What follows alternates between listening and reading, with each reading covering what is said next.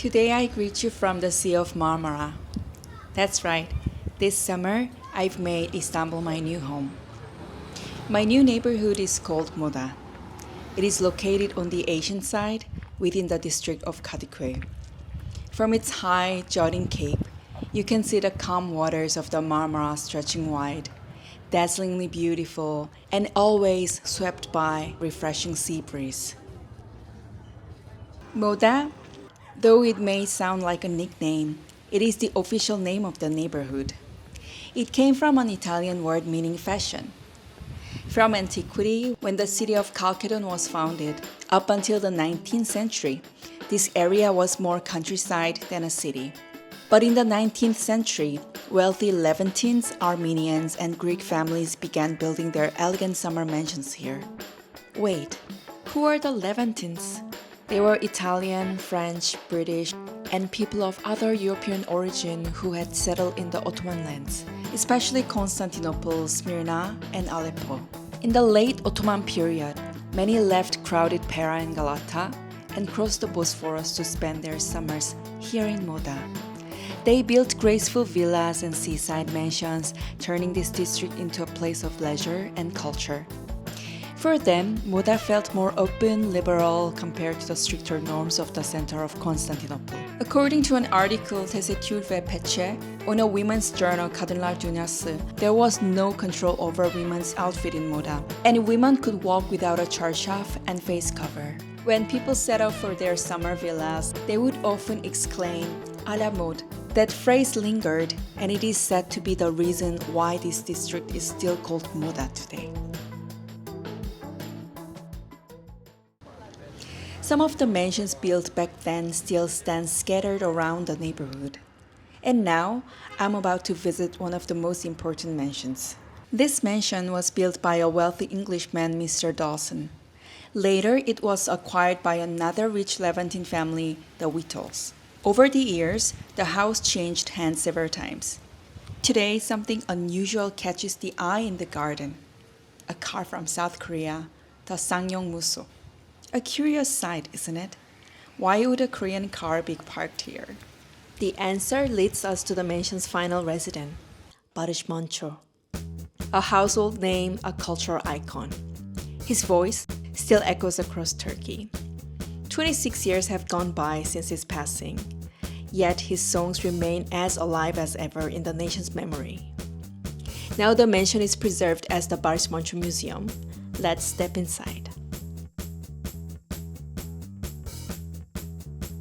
Baris Manco pioneered a genre called Anatolian rock, blending Western rock music with Turkish traditional and folk elements.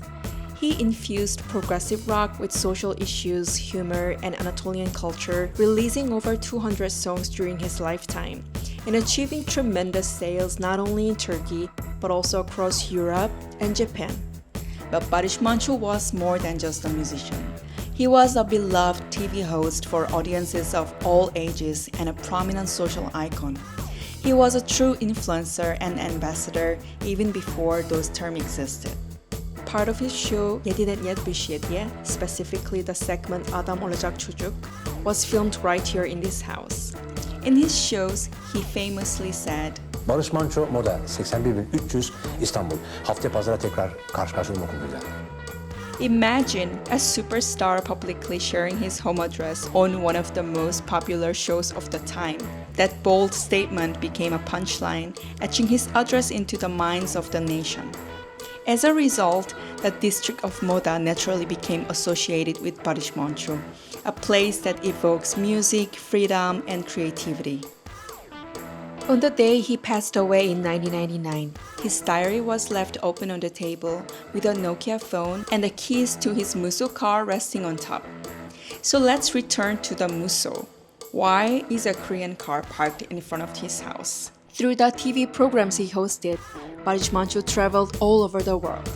He visited numerous countries, gave concerts, and even appeared on local broadcasts. Among his belongings, there are many items that reflect just how popular he was in Japan. And indeed, he enjoyed remarkable success there. Perhaps aware of this international appeal, during Korea's period of rapid economic growth, Two ambitious brands, Daewoo and Ssangyong, entered the Turkish market and invited Baris Manco to be their ambassador. He worked with both companies, and his Daewoo commercials in particular remain vivid in the memory of many Turks even today. He actually owned and drove the 1997 model of the Ssangyong Musso and even used it while hosting his nationwide travel documentary, Deretepe Türkiye. The reason there's an eggplant, tomato, and pepper in the garden because it's one of his song's name. In the similar category, let's say flora category, there's another song called Mint Lemon Peel. My favorite is 95 Tokyo concert version. I highly recommend you to check it out. Traces of Baris Manco still can be found all over Moda. Although it's currently vacation time, this local primary school uses Baris Manco's music as its school bell. When I visited a nearby photo studio to take biometric photo, I noticed a large photo of him was displayed, along with the phrase, "We have not forgotten you." Obviously, he was a customer here as well. As Baris Manco, along with other bohemians, artists, and intellectuals began to gather in Moda, this neighborhood gradually became a hub of creative energy. That legacy remains today, with historic theaters, opera house, and cinematheque still standing as evidence.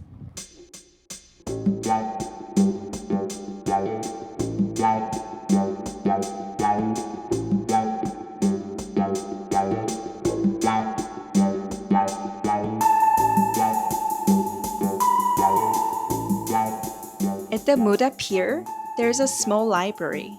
While searching for materials about Moda, I discovered this fascinating book.